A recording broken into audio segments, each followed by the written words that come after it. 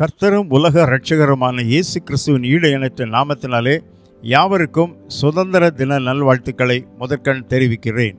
வேதம் தெளிவாக சொல்லுகிறது. யோவான் 8:36 குமாரன் உன்னை விடுதலையாக்கினால் மெய்யாகவே விடுதலை ஆவீர்கள். இன்று நமக்கு வேண்டியது விடுதலை. இந்த சுதந்திர தினத்தன்று ஒரு விடுதலை நாளாக நாம் ஆரம்பித்திருக்கிறோம். மனிதனுடைய வாழ்க்கையில் எந்தெந்த காரியத்தில் நாம் விடுதலை ஆக வேண்டும் என்றும் நாம் பார்க்க வேண்டும். வேதம் தெளிவாக சொல்லுகிறது, மனிதன் முதலாவதாக தன் பாவத்திலிருந்து அவன் விடுதலை அடைய வேண்டும். தீய பழக்க வழக்கத்திலிருந்து அவன் விடுதலை அடைய வேண்டும். தான் தவறி விழுந்த தவறான பாதையிலிருந்து அவன் மனம் திரும்ப வேண்டும். வாழ்க்கையில் மனிதனுக்கு போராட்டங்கள் பல உண்டு. பாவத்தில் விழுந்தால் அதிலிருந்து நான் மீண்டு வருவேனா, திரும்பி பழைய நிலைமைக்கு வர முடியுமா என்ற மனவேதனையோடு காணப்படுகிறவர்கள் பலர் உண்டு. ஒவ்வொருவரும் இது நிமித்தமாக ஐயோ இதை நான் தவறி விழுந்து விட்டேனே என்று சொல்லி மனம் உடைந்தவர்கள் உண்டு. எனக்கு அன்பான சகோதரனே சகோதரியே, அருள்நாதர் இயேசு இந்த உலகத்தில் இருந்த பொழுது பாவத்தில் விழுந்தவர்களை அவர் மீட்டெடுத்தார், ரட்சித்தார். அவர்களுடைய வாழ்க்கையில் ஒரு மறுமலர்ச்சியை கொடுத்தார். யோவான் 8 விபச்சாரத்தில் கையும் வலியுமாய் பிடிக்கப்பட்ட அந்த ஸ்திரீயை பார்த்து என்ன சொல்லுகிறார் தெரியுமா? மகளே, உன் பாவங்கள் மன்னிக்கப்பட்டது, போ, நான் உன்னை ஆக்கினிக்குள்ளாக தீர்க்கிறதில்லை, இனி பாவம் செய்யாதே என்று சொன்னார். அருள்நாதர் பாவத்தில் வாழ்ந்து கடந்த மக்களை தேடி சென்றார். மனுஷகுமாரன் இழந்து போனவர்கள் தேடவும் ரட்சிக்கவும் பூமியில் இறங்கி வந்தார். வேதத்தில் வாசிக்கும் பொழுது லூக்கா 19 அங்கே சகேயு என்ற ஒரு மனிதன் காட்டத்தி மரத்தில் ஏறிவிட்டான். எதற்காக? இயேசு எப்படிப்பட்டவரோ என்று பார்ப்பதற்கு. அவன் நேராக வந்தார், அவனை பார்த்தார். சகேவே, இறங்கி வா, இன்று நான் வீட்டுக்கு வர விரும்புகிறேன் என்று. அவனால் நம்ப முடியல. அவரே சந்தோஷத்தில் அழைத்து செல்லுகிற பாதையில் சொல்கிறான், ஐயா, நான் யாரிடத்தில் தவறாக வாங்கினது உண்டானால் நாளத்தனையாய் திருப்பி கொடுத்து விடுகிறேன். என் ஆஸ்திகள் பாதியை ஏழைகளுக்கு கொடுத்து விடுகிறேன். அவன் ஒரு வருமான வரி வசூலிக்கிற மனிதனாக இருந்தான். தப்பான பாதையில் அவன் சென்றான். அதிகமாக மக்களிடத்தில் வாங்குவதற்கு காட்டிலும் அதிகமாய் வாங்கி ஒரு லஞ்ச பேரொழியாய் இருந்தான். அப்படிப்பட்டவனை இயேசு சந்தித்தார். அவன் தன் பாவத்தை அறிக்கை செய்தான். உடனே இயேசு அவனை பார்த்து சொன்னார், இன்றைக்கு இந்த வீட்டுக்கு ரட்சிப்பு வந்தது என்று. நீதிமொழிகள் 28:13 என்ன சொல்லுகிறது? தன் பாவங்களை மறைக்கிறவன் வாழ்வடைய மாட்டான், அவைகளை அறிக்கை செய்து விட்டு விடுகிறவன் இரக்கம் பெறுவான். நம்முடைய பாவம் அறிக்கை செய்ய வேண்டும். செய்த குற்றத்தை ஒத்துக்கொள்ள வேண்டும், மனஸ்தாபப்பட வேண்டும். ஆண்டவரே, நான் அந்த தவறு செய்து விட்டேன், இதிலிருந்து எனக்கு விடுதலை வேண்டும், இதிலிருந்து எனக்கு விடுதலை உண்டு. கர்த்தர் நிச்சயமாக என்னிடத்தில் வருகிறவனை புறம்பே தள்ள மாட்டேன் என்று சொல்லியிருக்கிறார். அருள்நாதர் இயேசு தம்மிடத்தில் வருகிற யாராய் இருப்பினும் அவர்களை தேடி செல்வது உண்டு. என்னிடத்தில் வருகிறவனை நான் தள்ளவே மாட்டேன் என்று சொன்னார்.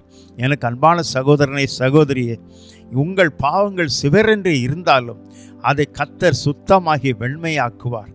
அருள்நாதர் இயேசு கிறிஸ்துடைய ரத்தம் சகல பாவங்களையும் கழுவி நம்மை சுத்திகரிக்கும். கெட்ட குமாரன் தகப்பனை விட்டு இஷ்டப்படி தூரத்துக்கு சென்று வாழ்க்கையில் உள்ள பணத்தையெல்லாம் செலவழித்து தரித்திர நிலைமையில் திரும்பி வந்தான். தூரத்தில் அவன் வருவதை கண்ட தகப்பன் ஓடி போய் அவனை அணைத்து கொண்டார். அவன் சொன்னார், உங்களுடைய குமாரன் என்று என்னை கருதாமல் உங்கள் வீட்டில் ஒரு வேலைக்காரனாக வைத்துக் கொள்ளுங்கள் என்று. அந்த மகனை தகப்பன் ஏற்றுக்கொண்டார், மன்னித்தார், ஆசீர்வதித்தார். புதிய வஸ்திரத்தையும் கைக்கு மோதிரத்தை போட்டு பெரிய விருந்து பண்ணினார். ஆமருமையானவர்களே, பாவிகளை ரட்சிக்க கிறிஸ்து இயேசு உலகத்தில் இறங்கி வந்தார். எப்பேற்பட்ட பாவியாய் இருந்தாலும் சரி, நம் ஆண்டவரிடத்தில் வந்து, ஆண்டவரே, நான் தவறு செய்திருக்கிறேன், நீ ஒத்துக்கொள்ள வேண்டும். நான் பாவம் செய்திருக்கிறேன், நீ அறிக்கை செய்ய வேண்டும். இயேசு கிறிஸ்துவுடைய கரம் உன்னை அணைக்கும், உன்னை அழைத்து கொள்ளும், உன்னை புதிய மனிதனாக மாற்றும். 2 கொரிந்தியர் 5:17 சொல்லுகிறது, ஒருவன் கிறிஸ்துவுக்குள் இருந்தால் புதிய சிருஷ்டியாய் இருக்கிறான், பழைவைகள் எல்லாம் ஒழிந்து போயின, எல்லாமே புதிதாயின. உன் வாழ்க்கையை மாற்றுவதற்கும் உன் வாழ்க்கையில் ஒரு புத்துணர்ச்சியை கொடுப்பதற்கும் பழைய நிலைமையில் அல்ல, நீ புதிய மனிதனாக மாறுவாய். கர்த்தர் உன்னை மாற்ற வல்லவராய் இருக்கிறார். அதற்காகத்தான் இயேசு இறங்கி வந்தார். அவர் இந்த உலகத்தில் 3.5 ஆண்டுகள் எங்கும் சென்றாலும் மக்களுக்கு விடுதலை கொடுத்து கொண்டே இருந்தார். பாவத்தில் விழுந்தவர்களெல்லாம் தம்மண்டை இழுத்து கொண்டே இருந்தார். அந்த அன்பும் இரக்கம் உள்ள கர்த்தர் என் ஆண்டவராய் இயேசு கிறிஸ்து சிலுவையில் தொங்கிக் கொண்டிருந்த அந்த கடைசி மணி நேரத்தில் கூட ஒரு கள்ளன் அவரை பார்த்து கேட்கிறான், உம்முடைய ராஜ்யத்தில் வரும்பொழுது என்னை நினைத்தருளும் என்று சொன்னார். அதற்கு முன்பு அடுத்தவன், நீர் தேவனுடைய குமாரன் என்றால் உன்னையும் விடுவித்துக்கொள், எங்களையும் விடுவித்துக்கொள். அப்போ இவன் சொல்கிறான், நாமோ நியாயமானபடி தண்டிக்கப்படுகிறோம், இவரோ ஒரு பாவம் கூட செய்யவில்லை, இவர் தண்டனை அனுபவிக்கிறார் என்று சொல்லும் பொழுது இயேசு இடத்தை கேட்கிறான், உங்கள் ராஜ்யத்தில் வரும் பொழுது நினைத்தருளும் என்று. இயேசு அவனை பார்த்து சொன்னார், இன்றைக்கு நீ என் கூட பரதேசில் இருப்பாய் என்று. என்னிடத்தில் வருகிறவனை புறம்பே தள்ள மாட்டேன். எனக்கு அன்பான சகோதரனை சகோதரியே, உனக்கு வாழ்க்கையில் நீ விடுதலை அடைய வேண்டுமா? பாவத்திலிருந்து வெளியே வர வேண்டுமா? இயேசு உன் வாழ்க்கையை மாற்றி அமைப்பார். நீ பரிபூர்ண விடுதலை அனுபவித்து விட்டு நீ செல்லுவாய். இயேசு கிறிஸ்துடைய இரத்தம் உன் பாவங்களை கழுவி உன்னை சுத்திகரிக்கும். இந்த நேரத்தில் ஒரு நிமிஷம் ஆண்டவர்கிட்ட நோக்கி வாங்க. குமாரன் உன்னை விடுதலையாக்கினால் மெய்யாகவே விடுதலையாவீர்கள். குமாரன் உனக்கு விடுதலை கொடுத்தால் மெய்யாகவே நீங்கள் விடுதலை அனுபவிப்பீர்கள். இதுக்காகத்தான் அருள்நாதர் இயேசு இந்த பூமியில் இறங்கி வந்தார். அருமையான சகோதரனை சகோதரியே, உலகம் முழுவதும் உள்ள மக்கள், எல்லா மொழிகளில் உள்ள மக்கள், எல்லா நாட்டை சேர்ந்தவர்களும் அவரை நோக்கி பார்க்கும் பொழுது அவரை நோக்கி பார்த்த முகங்கள் பிரகாசம் அடைந்தது. இயேசு என் பாவத்தை மன்னித்தார், இயேசு என் பாவத்துக்கு விடுதலை கொடுத்தார். அதுதான் அந்த பாவத்தில் இருந்து உனக்கு விடுதலை கிடைத்தவுடன் ஒரு தெய்வீக சமாதானம் உன்னை நிரப்பும், உன்னதமான மகிழ்ச்சி உன்னை நிரப்பும். உன் முகத்தில் ஒரு அருள்நாதர் இயேசுனுடைய பிரகாசம் உன் முகத்தில் காணப்பட முடியும். அதுதான் நமக்கு கர்த்தர் கொடுத்த விடுதலை. வாழ்க்கையில் நீங்கிட்டே என் பாவ பாரம் எல்லாம் நீங்கிட்டே என்று பக்தன் பாடினது போல உனக்கு ஒரு பெரிய விடுதலை. இந்த விடுதலையை நீ இயேசுவை சொந்த இரட்சகராக ஏற்றுக்கொண்டால் அது கண்டிப்பாக கிடைக்கும். நம் ஆண்டவரிடத்தில் வருவோம், இயேசுநாதரை ஏற்றுக்கொள்வோம். என் பாவத்துக்காக ஆண்டவரே நீர் எனக்காக மரித்தீர், எனக்காக சிலுவையை சுமந்தீர், எனக்காக உயிரை கொடுத்தீர், எனக்காக உயிர் தெழுந்தீர்.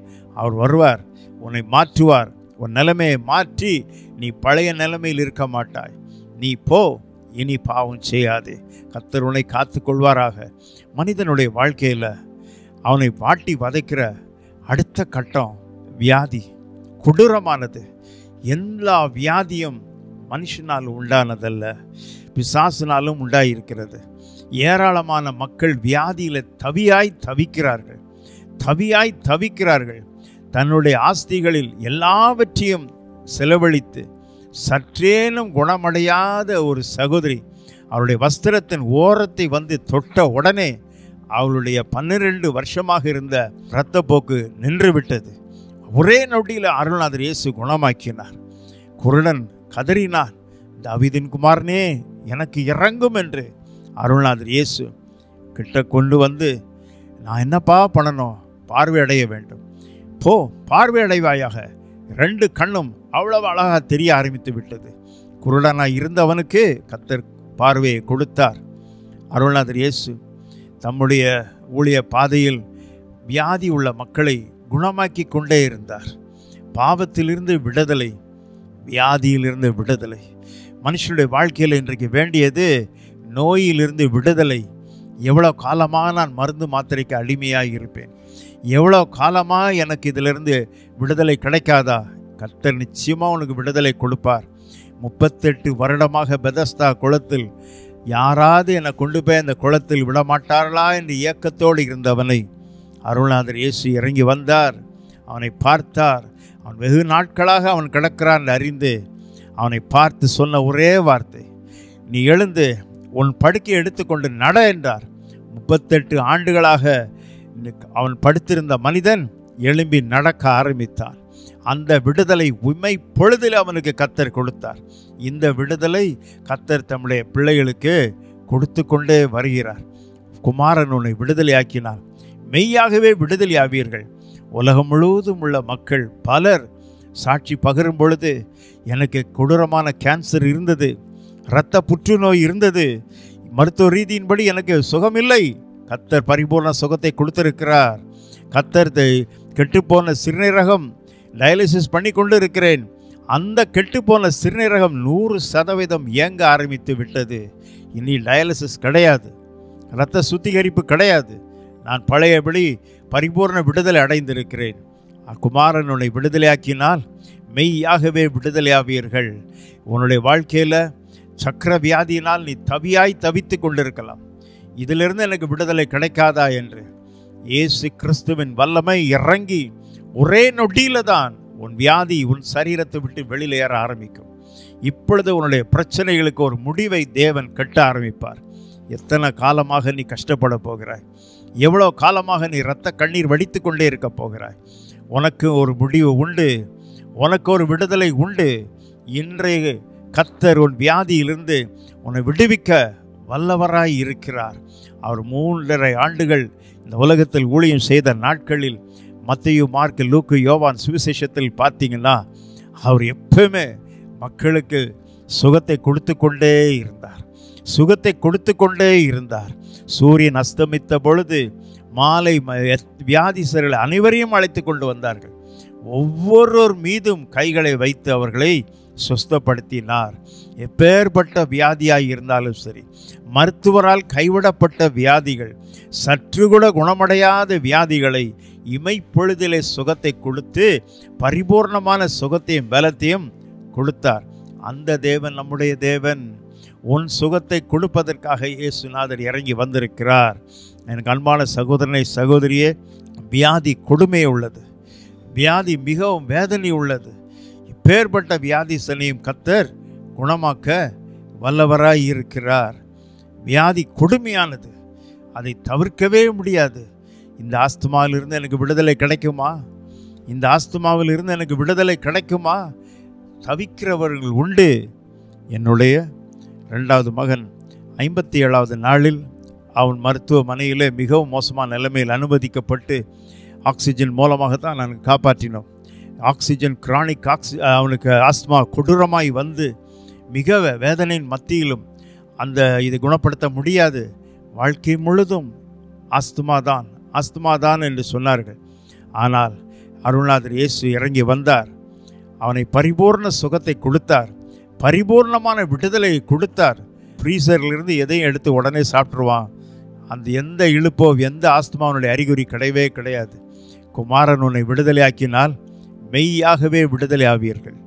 குமாரன் உன்னை விடுதலையாக்கினால் மெய்யாகவே விடுதலை ஆவீர்கள்.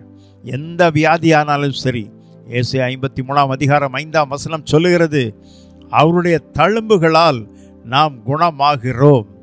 அவருடைய தழும்பு நம்மை சுகத்தை கொடுக்கும் என்பது சத்திய வேதம் சொல்லுகிறது. உனக்காகத்தான் அருள்நாதர் இயேசு கொடூரமான மரணத்தை ஏற்றுக்கொண்டார். பிலாத்து சாட்டையால் அடித்து உடம்புல காயமில்லாத இடமே கிடையாது. எதற்காக உடம்புல தழும்பு இல்லாத இடமே கிடையாது. உனக்காக, உன்னுடைய விடுதலைக்காக, உன்னுடைய நோயினுடைய விடுதலைக்காக அருள்நாதர் இயேசு உன்னை குணமாக்குவார். எனக்கு அன்பான சகோதரனை, சகோதரியே, அவர் சுகத்தை கொடுக்கிறவர், சரீர சுகத்தை கொடுக்கிறவர், வியாதியிலிருந்து உன்னை நீக்குகிறவர். சகல வியாதி உள்ள மக்களையும் அவர் விடுவிப்பதற்காக அவர் இறங்கி வந்தார். இன்றைக்கு அவருடைய வல்லமை உன் மீது இறங்க ஆரம்பிக்கும். இந்த வியாதி எனக்கு நீங்குமா, இதிலிருந்து எனக்கு விடுதலை கிடைக்குமா? கவலைப்படாத, கர்த்தருடைய வார்த்தையை பார். குமாரன் உன்னை விடுதலை ஆக்கினால் மெய்யாகவே விடுதலை ஆவீர்கள். எவ்வளோ காலமான இருந்த வேதனையின் பள்ளத்தாக்கில் இருக்க போகிறாய், எவ்வளோ நாட்களாக கண்ணீர் வடிக்கப் போகிறாய். உனக்கு ஒரு விடுதலை உண்டு, உனக்கு நிச்சயமாக விடுதலை உண்டு. வியாதியின் அகோரத்திலிருந்து கர்த்தர் உன்னை குணமாக்குவார், சகல விதத்திலையும் உன்னை குணமாக்குவார். இன்றைக்கு ரைட் நவ் கர்த்தரால் கூடாத காரியம் ஒன்றுமில்லை. மனுஷனால் கூடாதது தேவனால் எல்லாம் கூடும். என் வாழ்க்கையில் நான் பிறந்தது முதல் 3 மாதத்துக்கு ஒரு முறை ஒரு ஃபீவர் வரும். ஒவ்வொரு 3 மாதம் முடிகிற நேரத்தில் எனக்கு தெரியும் நீங்கள் நாளைக்கு ஃபீவர் வர வந்துடும் அப்படின்ட்டு. அது மாத்திரம் இல்லை, பஸ்ஸில் என்னால் ஏற முடியாது. பஸ்ஸில் ஏறின உடனே வாந்தி எடுத்துருவேன். எந்த பஸ்ஸில் ஏறினாலும் உடனே வாந்தி வந்துடும் எனக்கு. என்னால் பஸ்ஸில் பிரயாணம் பண்ண முடியாது. அந்த கஷ்டத்தை அனுபவித்தேன். 18வது வயதில் இயேசு சொந்த ரட்சகராக ஏற்றுக்கொண்டேன். சொந்த ரட்சகராக ஏற்றுக்கொண்ட உடனே அங்கே ஆவிக்குரிய கூட்டத்தில் சொன்ன காரியத்தை கேட்டுக்கொண்டே இருந்தேன். இப்போ நான் சொன்ன, ஆண்டவரே என்னையும் நீங்கள் குணமாக்குங்க, என்னையும் குணமாக்குங்க அப்படின்னு. ஆண்டவர் சுகத்தை உடனே கொடுத்தார். அன்றிலிருந்து எத்தனையோ நாட்களாக நான் பஸ்ஸில் பிரயாணம் பண்ணி கொண்டே இருக்கிறேன். அந்த வாந்தி வரவே இல்லை. 3 மாதத்துக்கு ஒரு முறை வந்த ஃபீவரும் அதுக்கு பிறகு வரவே இல்லை. குமாரன் உன்னை விடுதலையாக்கினார், மெய்யாகவே விடுதலை ஆவீர்கள். எவ்வளோ காலமாக நீ வியாதியோடு இருக்க போகிறாய்? வாழ்க்கை முழுதும் வியாதியா? இல்லை. இனி உனக்கு கர்த்தர் கொடுக்கிறது விடுதலை, நிரந்தர விடுதலை. இதுதான் முக்கியமான காரியம். அருமையானவர்களே, பாவத்திலிருந்து விடுதலை, நோயிலிருந்து விடுதலை. அதற்காகத்தான் அருள்நாதர் இயேசு இந்த உலகத்தில் இறங்கி வந்தார். எவ்வளோ காலமாக நீ கஷ்டப்பட போகிறாய்? எவ்வளோ நாட்களாக நீ கண்ணீர் வடிக்கப் போகிறாய்? இதுக்கு ஒரு முடிவு இல்லையா? நிச்சயமாக முடிவு உண்டு. எல்லாவற்றுக்கும் முடிவு சமீபமாக இருக்கிறது. உன்னுடைய வாழ்க்கையில் எந்த வியாதியாக இருந்தாலும் சரி, அந்த வியாதியை உன்னை விட்டு நிரந்தரமாக நீக்குவார்.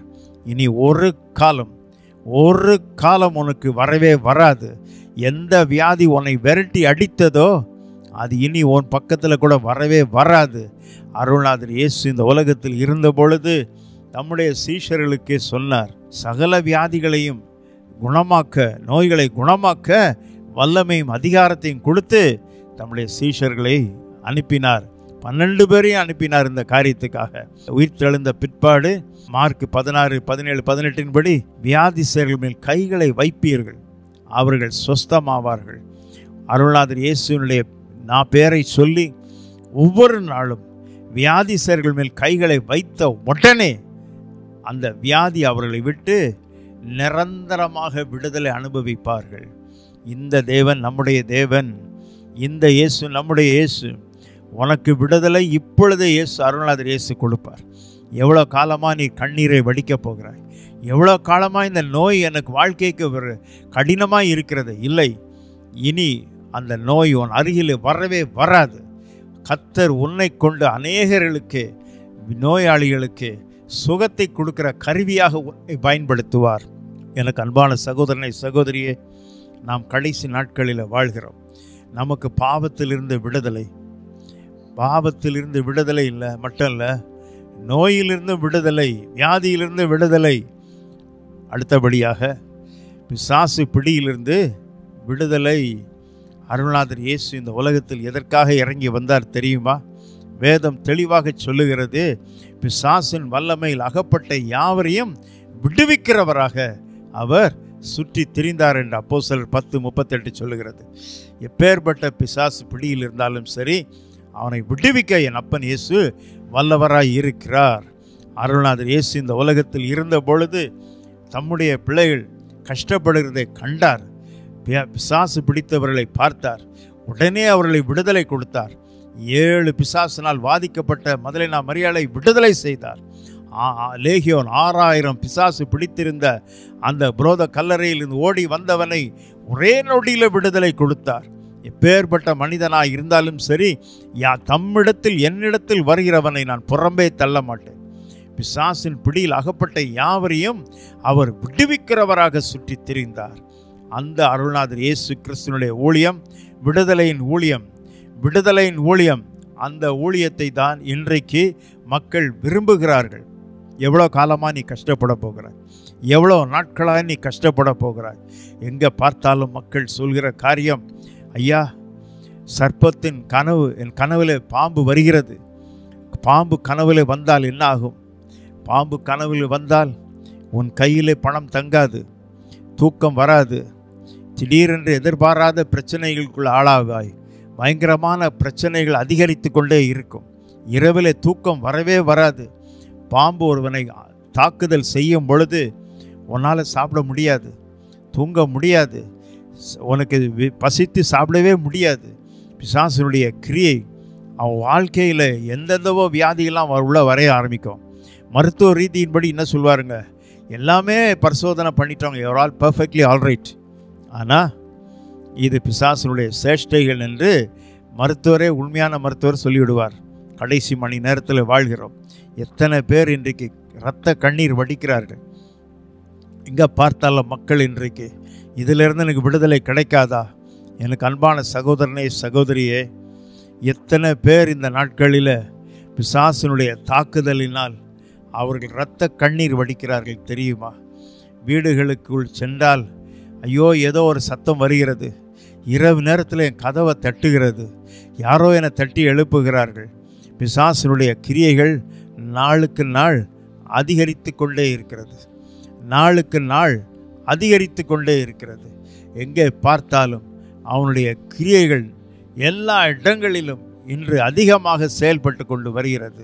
இதிலிருந்து எனக்கு விடுதலை கிடைக்காதா? இதிலிருந்து எனக்கு விடுதலை கிடைக்காதா?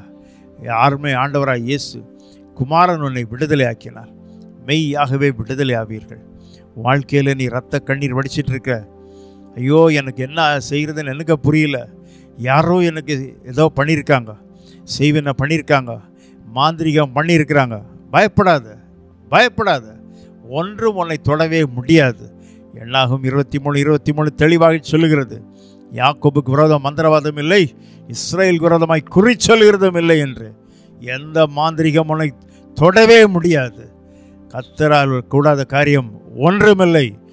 கர்த்தருடைய வல்லமை இறங்கி கொண்டிருக்கிறது. அருள்நாதர் இயேசு இந்த ஊழியத்தை மேன்மைப்படுத்தினார். வேதாகமத்தை வாசிக்கும் பொழுது 4 சுவிசேஷத்தில் 2:3 2/3 of the ministry of Jesus Christ was a deliverance ministry. எப்பொழுதுமே அவர் விடுதலை செய்து கொண்டே இருந்தார். மத்தேயு 10ஆம் அதிகாரம் 1ஆம் வசனம், லூக்கா 9ஆம் அதிகாரம் 1ஆம் வசனம்.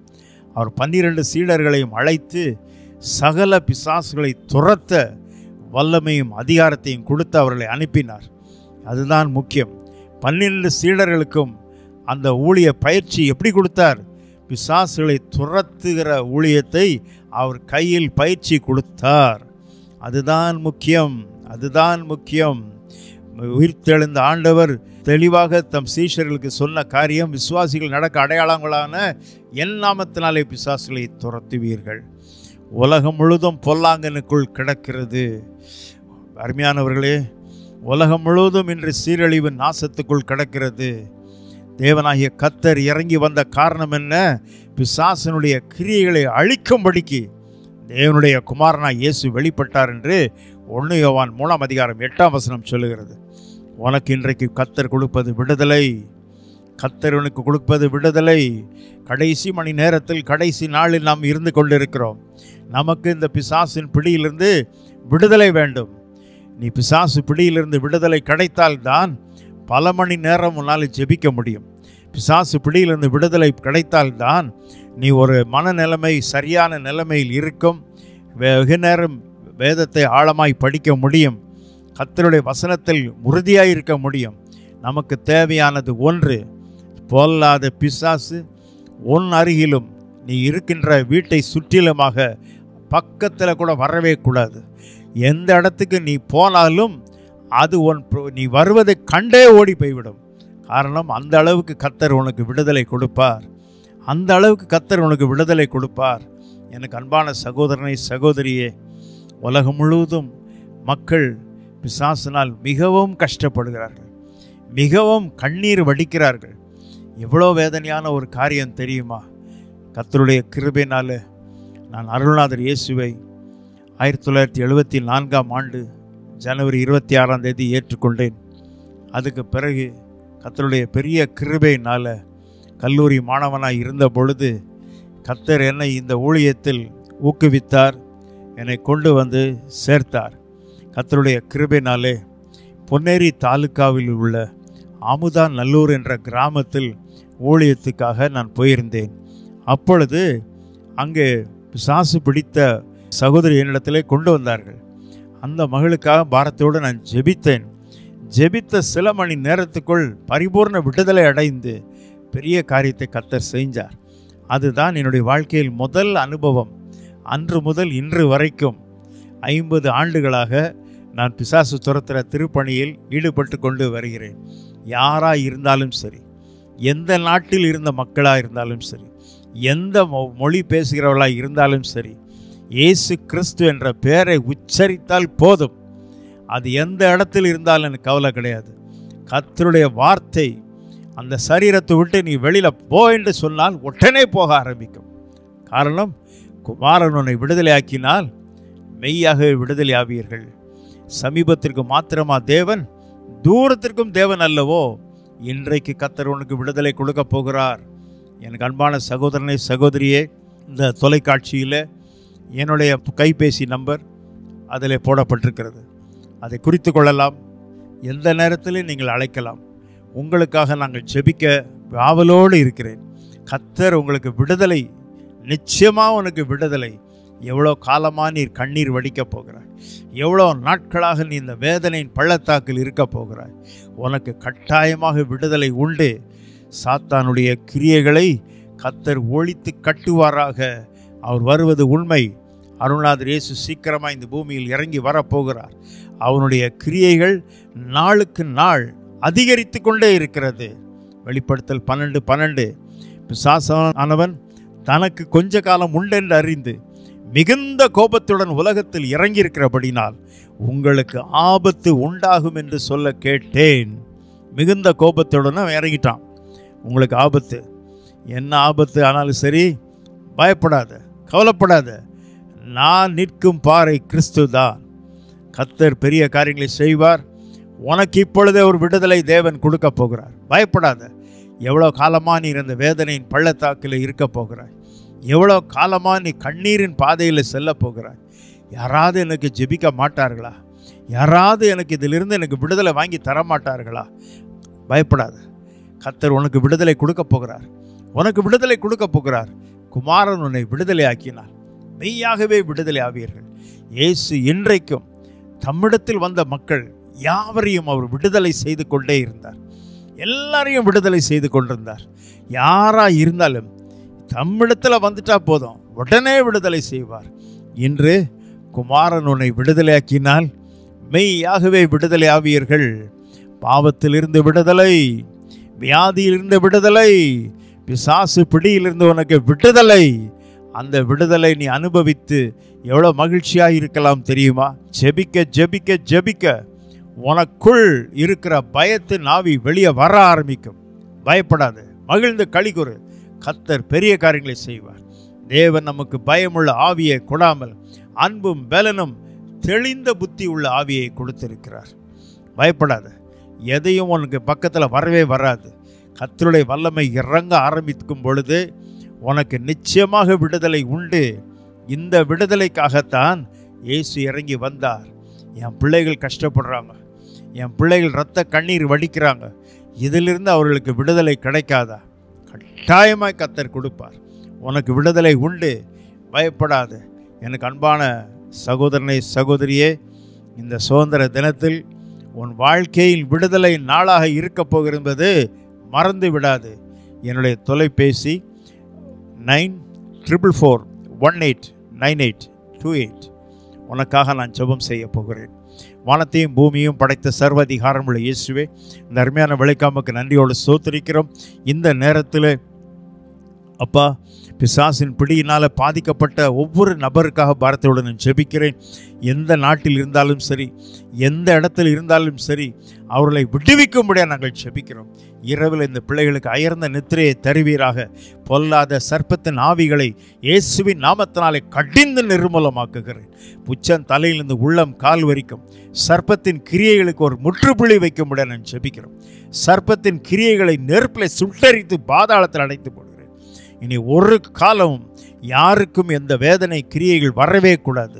சபிக்கப்பட்ட வலு சர்ப்பத்தின் கிரியைகள், சர்ப்பத்தின் கிரியைகளை கடிந்து கொள்கிறேன். அத்தனை பாம்பின் சேஷ்டைகளையும் கட்டி போடுகிறேன். பிசாசே, இந்த இடத்துல நீ இருக்க உனக்கு அதிகாரம் கிடையாது. I torment the work of the wicked devil in the name of Jesus Christ of Nazareth. I torment every serpent in the name of Jesus, Lord.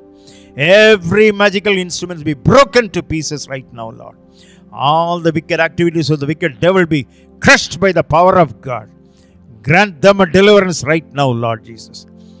Torment the work of the wicked devil. In Jesus' matchless holy name. Amen.